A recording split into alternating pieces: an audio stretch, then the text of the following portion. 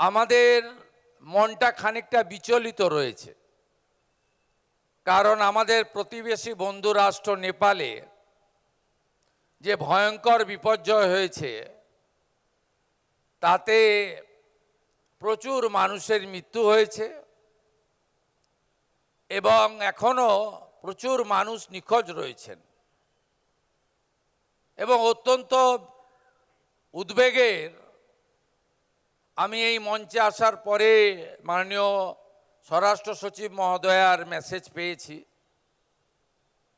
৩৩ জন আমাদের এই রাজ্য থেকে নিখোঁজ আছেন, যার মধ্যে একজনকে সম্পর্ক স্থাপন করা গেছে, অর্থাৎ তার সঙ্গে যোগাযোগ করা গেছে। বাকি ৩২ জন এখনো নিখোঁজ রয়েছেন এবং আমাদের ভারতবর্ষেরও প্রায় ১৫০ জনের মতো নিখোঁজ রয়েছেন। আমরা এটা নিয়ে খুব উদ্বিগ্ন।